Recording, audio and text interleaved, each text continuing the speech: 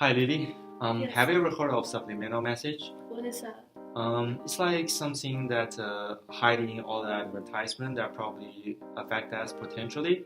Um, I can probably give you an example about it.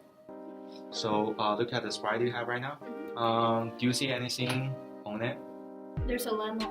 Yes, but do you see anything else? So if I hide half of the lemon, what do you see?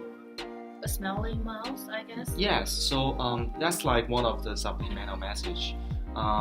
It is using that to remind you of a happy, joyful experience from drinking Sprite.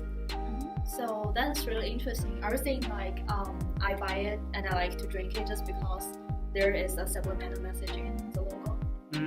I mean, in some ways it is. It is at least a factor that affects you to buy it, but it doesn't mean it will just directly cause you to buy it. So do you want to do an experiment on it to see if people are more likely to choose the logo with subliminal message? That's a good idea. We should do it. So what about let us go over some terms before we start the experiment? Sure. Let's do it. So the first term is threshold. A sensory threshold is a level of strength a stimuli must reach for us to detect. So in this case, subliminal stimuli happen so quickly that it's really below our threshold of our conscious mind. Another vocab is the signal detection. So it is the idea that predicting whether or not we detect a stimulus depends on not only on the stimulus but also on our experience, expectations, motivation, and alertness. The last term is transduction. Transduction is a process of converting one form of energy to another. So in our experiment, our eyes receive the energies that is light, and then we transduct the energy to the neural messages that, which is images we see using our eyes.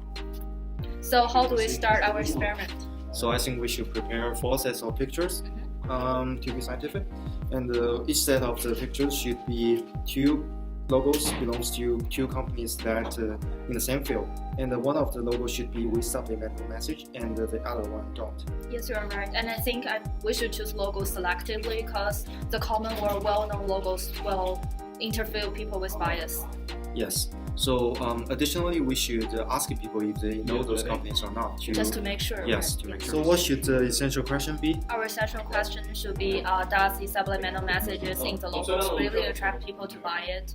And our hypothesis is people tend to or more likely to buy the products with logo that have subliminal message in it, right? Right. I'm going to show you 4 sets of pictures. Each one set containing 2 logos from 2 different companies, but they're selling the same thing. So for example, they're both clothes companies and they both sell clothes, but by just looking at the logos, which one would you like to purchase from without considering the price or the quality of the clothes?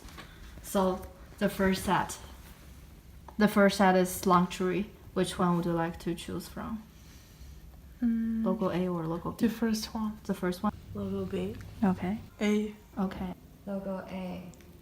Okay, logo A. Yes, logo A. Okay. First one. And technology. I would choose the second one. Logo B. Okay. Logo B. B. IBM. Logo B. Okay. Second one. Cars. They both sell cars, car companies. First one. First one. A. Okay. Second one. Okay. B. Okay. I like A. Last one. They both sell food. They're both restaurants. The first one. B. B. Okay. This one. Okay. Second one. I'm gonna go with B. I like. Looking at our each group's situations are a little bit different. So from group A and group 3, we can clearly see that the selection of A's are much more than selections of B's. While it becomes group 2 and group 4, it becomes a little bit different. In group 2, logo A and logo B selection are really similar. And in logo 4, the selection of B was even higher than selection of A. The reason for the weird situation of B is because in group 4, we selected 2 logos that both doesn't have any subliminal message, so that people are kind of like make decisions just based on the significant message. And the reason for group 2 is because we mentioned that if we find out the participant know the brand, so they will have biased selection and we will make it invalid. So that's what happened in group 2. Just by looking at our graph, our total graph alone, we can feel that the significant choices of logo A is much larger than the selection of logo B, and which is showing that our hypotheses are right. So based on our collected data and graph, we can see that people who choose brands with subliminal messages in their logo are more than people who choose brands without subliminal messages in their logo.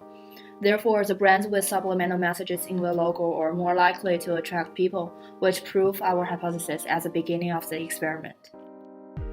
In the summer of 1957, a person called James Vickery conducted an experiment on subliminal visual cues.